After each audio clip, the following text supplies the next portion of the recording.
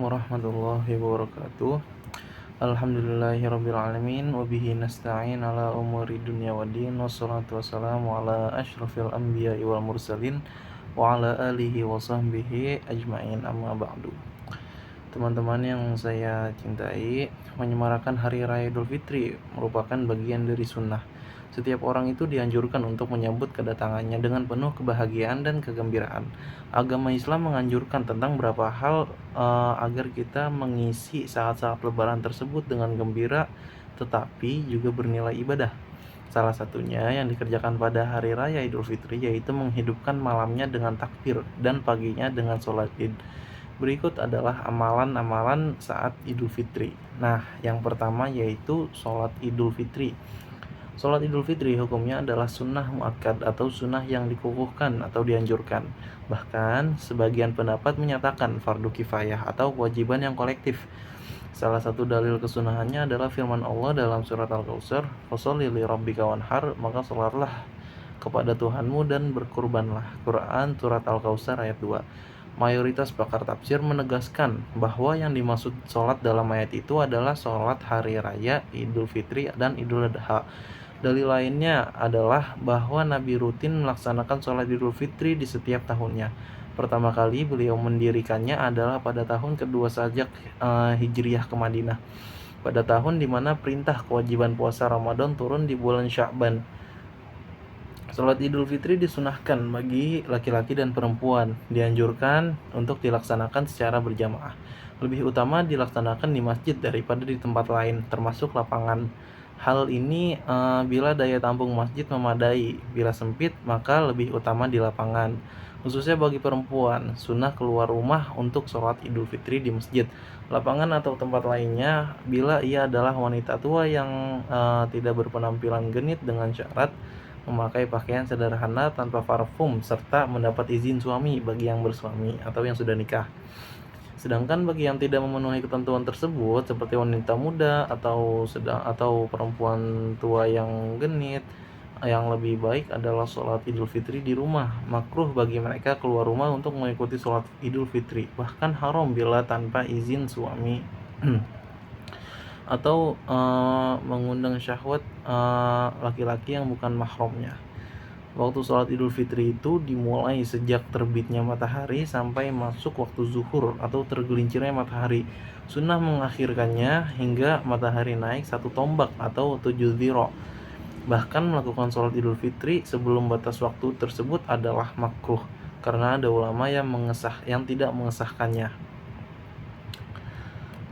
Sholat Idul Fitri dilakukan sebanyak 2 rakaat dengan niat sholat Idul Fitri. Contoh lafal niatnya, nawaitu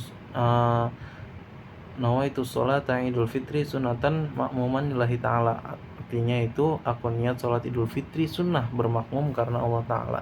Di rakaat pertama sebelum membaca surat Al-Fatihah sunnah takbir sebanyak 7 kali. Sedangkan di rakaat kedua sebelum membaca surat Al-Fatihah itu disunahkan takbir 5 kali. Yang kedua yaitu adalah mandi, sunnah bagi siapapun, laki-laki bahkan perempuan atau wanita yang sedang haid dan nifas melakukan mandi Idul Fitri. Kesunahan ini juga berlaku bagi yang tidak menghadiri sholat Idul Fitri seperti orang sakit. Waktu mandi dimulai sejak tengah malam Idul Fitri sampai tenggelamnya matahari di keesokan harinya. Lebih utama dilakukan setelah terbit fajar. Contoh niatnya adalah nawaitu ghusla Idul Fitri sunnatan lillahi ta'ala. Artinya aku niat mandi Idul Fitri sunnah karena Allah Ta'ala. Nah, yang ketiga yaitu menghidupkan malam Id dengan ibadah. Dianjurkan menghidupi malam raya dengan sholat, membaca sholawat, membaca Al-Quran, membaca kitab, dan bentuk ibadah lainnya. Anjuran ini berdasarkan hadis Nabi SAW. Man ahya lailatil aidi lam yamut qalbuhu yauma tamutul qulub. Barang siapa yang menghidupi 2 malam hari raya, hatinya tidak akan mati di hari matinya beberapa hati. Hadis ini tergolong lemah, namun tetap bisa dipakai sebab berkaitan dengan keutamaan amal, tidak berbicara halal haram atau kaidah. Kesunahan ini bisa hasil dengan menghidupi sebagian besar malam hari raya. Pendapat lain cukup dengan sesaat. Riwayat dari Ibnu Abbas, dengan cara sholat Isya berjamaah dan bertekad melaksanakan sholat subuh berjamaah pada malam hari Idul Fitri juga disunahkan untuk memperbanyak doa, sebab termasuk waktu yang mustajab atau diijabah, sebagaimana terkabulnya doa di malam Jumat, 2 malam awal bulan Rajab, malam Idul Adha, dan malam nisfu Sya'ban. Yang keempat yaitu memperbanyak takbir. Salah satu syiar yang identik dengan Idul Fitri adalah kumandangnya takbir.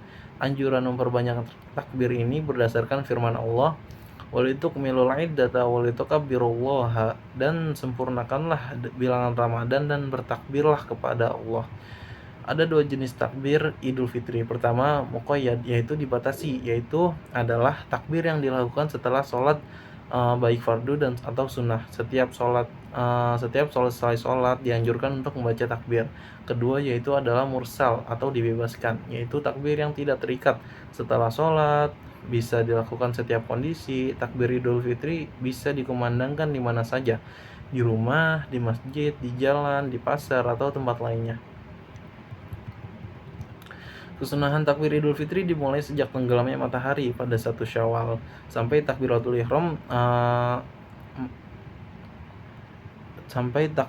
ihramnya imam sholat Id bagi yang berjamaah, atau takbiratul ihramnya makmum musolli sendiri bagi yang sholat sendiri. Pendapat lain menyatakan waktunya habis saat masuk waktu sholat Id yang dianjurkan, yaitu ketika matahari naik kira-kira 1 tombak, baik imam sudah melaksanakan takbiratul ihram atau tidak.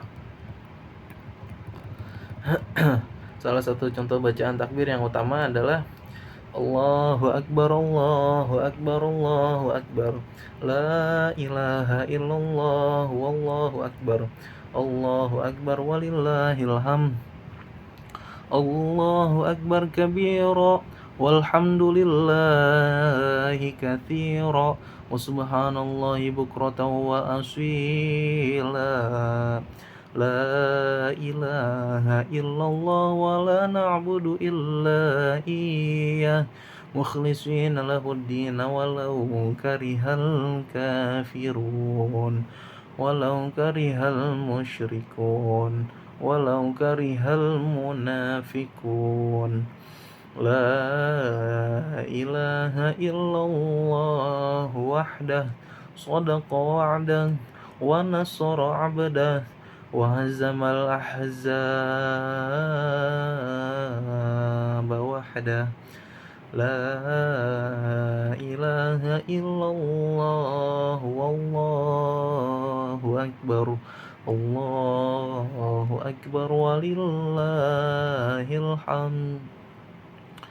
Nah, yang kelima yaitu makan sebelum berangkat sholat Id. Sebelum berangkat sholat Idul Fitri disunahkan makan terlebih dahulu. Anjuran ini berbeda dengan sholat Idul Adha yang disunahkan makan setelahnya. Hal tersebut karena mengikuti sunnah Nabi. Lebih utama yang dimakan adalah kurma dalam hitungan ganjil, bisa 1 butir, 3 butir, dan seterusnya. Makruh hukumnya meninggalkan anjuran makan ini sebagaimana dikutip oleh Imam Al-Nawawi dari kitab Al-Um. Yang keenam yaitu berjalan menuju tempat sholat. Berjalan kaki menuju tempat sholat Id hukumnya sunnah berdasarkan ucapan Sayyidina Ali, min sunnati ay yakhruja ilal aidi masyian. Termasuk sunnah Nabi adalah keluar menuju sholat tempat Id dengan berjalan. Hadis riwayat Tirmidzi dan beliau menyatakannya sebagai hadis hasan. Bagi yang tidak mampu berjalan kaki seperti orang tua, orang lumpuh dan sebagainya diperbolehkan untuk menaiki kendaraan. Demikian pula boleh kepulangan dari sholat Id dilakukan dengan tidak berjalan kaki. Nah, yang ketujuh yaitu membedakan rute jalan pergi dan pulang tempat sholat Id. Berdasarkan hadis riwayat Al-Bukhari, rute perjalanan pulang dan pergi ke tempat sholat Id hendaknya berbeda. Dianjurkan rute keberangkatan lebih panjang daripada pulang. Di antara hikmahnya adalah agar memperbanyak pahala menuju tempat ibadah. Anjuran ini juga berlaku saat perjalanan haji, membusuk orang sakit, dan ibadah lainnya. sebagaimana ditegaskan oleh Imam Nawawi dalam kitab Riyadhus Shalihin. Yang kedelapan yaitu berhias. Salat Idul Fitri adalah waktunya berhias dan berpenampilan sebaik mungkin untuk mendapatkan kebahagiaan di hari yang berkah itu. Berhias bisa dilakukan dengan membersihkan badan, memotong kuku, memakai wangi-wangian terbaik, dan pakaian yang terbaik. Lebih utama memakai pakaian putih, kecuali bila selain putih ada yang lebih bagus. Maka lebih utama mengenakan pakaian yang lebih bagus, misalnya baju baru. Dari keterangan yang dapat dipahami bahwa tradisi membeli baju baru saat lebaran menemukan dasar yang kuat dalam teks agama dalam rangka menyebarkan syiar kebahagiaan di hari raya Idul Fitri. Kesunahan berhias ini berlaku bagi siapapun, meski bagi orang yang tidak turut hadir dalam melaksanakan sholat Idul Fitri, khususnya perempuan, anjuran berhias tetap harus memperhatikan batas-batas syariat, seperti tidak membuka aurat, tidak mempertontonkan penampilan yang memikat laki-laki yang bukan mahramnya, dan sebagainya. Yang kesembilan yaitu tahniyah atau memberikan ucapan selamat. Hari raya adalah hari yang penuh dengan kegembiraan, karena itu dianjurkan untuk saling memberikan selamat atas kebahagiaan yang diraih saat hari raya. Di antara dalil kesunahannya adalah beberapa hadis yang disampaikan Imam Al-Baihaqi dalam kitab Sunannya menginventarisir beberapa hadis dan ucapan para sahabat tentang tradisi ucapan selamat di hari raya. Meskipun tergolong lemah sanadnya, namun rangkaian beberapa dalil tersebut dapat dibuat pijakan untuk persoalan ucapan hari raya berkaitan dengan keutamaan amalan ini. Argumen lainnya adalah dalil umum mengenai anjuran bersyukur saat mendapat nikmat atau terhindar dari mara bahaya, seperti disyariatkannya sujud syukur. Demikian pula riwayat Imam Al-Bukhari dan Muslim ketika tentang kisah taubatnya Ka'ab bin Abdul Malik. Setelah beliau absen dari perang Tabuk, Thalhah bin Ubaidillah memberi ucapan selamat begitu mendengar pertaubatannya diterima. Ucapan selamat itu dilakukan kepada Nabi di hadapan Nabi, dan beliau tidak mengingkarinya. Tidak ada aturan baku mengenai redaksi ucapan selamat ini. Salah satu contohnya adalah taqabbalallahu minna wa minkum kullu amin wa antum bi khair. Selamat hari raya Idul Fitri, minal aidin wal faidin, mohon maaf lahir dan batin, dan sebagainya. Pada prinsipnya setiap kata yang ditradisikan sebagai ucapan selamat dalam momentum hari raya maka sudah bisa mendapatkan kesunahan tahniyah ini. Bahkan Syekh Ali Syibra-Malisi menegaskan tahniyah juga bisa diwujudkan dalam bentuk saling bersalam-salaman. Karena itu sangat tidak tepat klaim dari sebagian kalangan bahwa ucapan selamat hari raya yang berkembang di Indonesia tidak memiliki dasar dalil agama. Karunia-karunia tersebut kepada keluargaku, anakku, saudara-saudaraku, saudaranamu, dan para orang tua yang telah melahirkanmu dari kaum muslimin serta kaum mukmin dan mukminat. Doa hari raya Idul Fitri. Nah, doa hari raya Idul Fitri biasanya diucapkan sebagai takbir yang berkumandang dari berbagai penjuru di malam hari. Berikut doa yang dapat dibaca pada hari raya Idul Fitri. Allahu Akbar kabira walhamdulillahi katsira wa subhanallahi bukratan wa asila.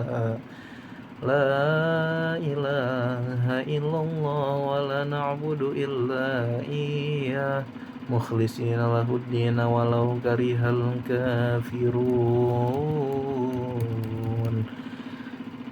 La ilaha illallah wahdah sadaqa wa'dah wa nasara 'abdah wa hazamal ahzab wahdah. La ilaha illallah wallahu akbar. Allahu akbar walillahil hamd. Mungkin cukup sekian kultum yang dapat saya sampaikan, kurang lebihnya mohon maaf. Minal aidin wal faidin, mohon maaf lahir dan batin. Wassalamualaikum warahmatullahi wabarakatuh.